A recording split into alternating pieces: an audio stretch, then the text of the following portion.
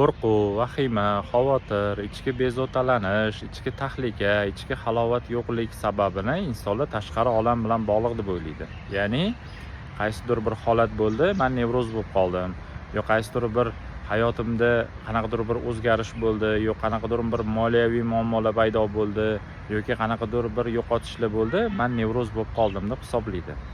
Aslida bu insondagi bu xarakter muammosi, bu dunyoqarash muammosi ancha avval shakllangan bo'ladi.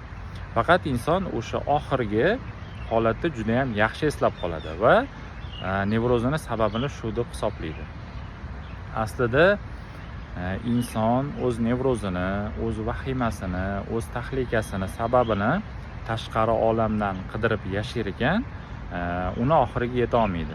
Nimaga?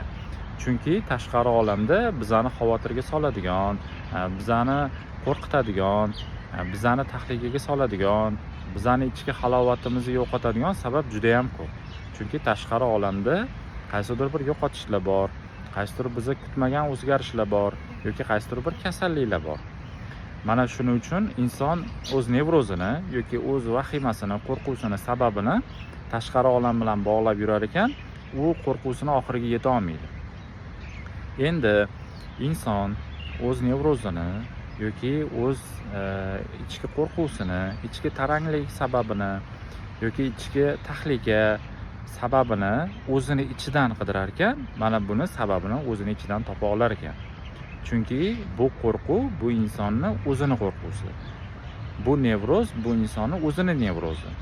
Bu hozirgi tahlika bu insonni o'zini tahlikasi.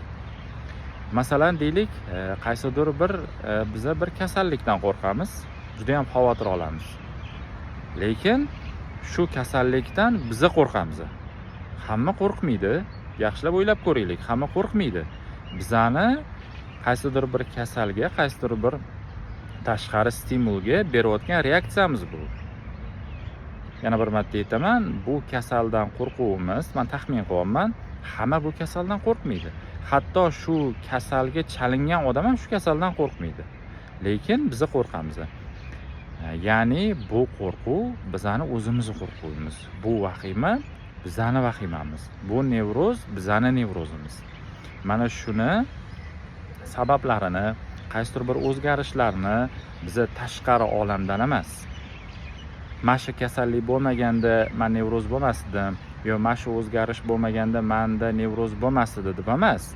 Buni sababini o'zimizni ichimizdan, o'zimizni ichki jarayonimizdan qidirib, mana shu jarayonlarni topib, bu jarayonlar ustida ishlashni boshlaganimizdan keyin nevrozimizni sekin-sekin tushunib, uni hal qilib, o'zimizni hozirgi qo'rquv, vahima holatlarimizga yechim berib, bu holatga nuqta qo'yamiz. Sog' salomat bo'linglar.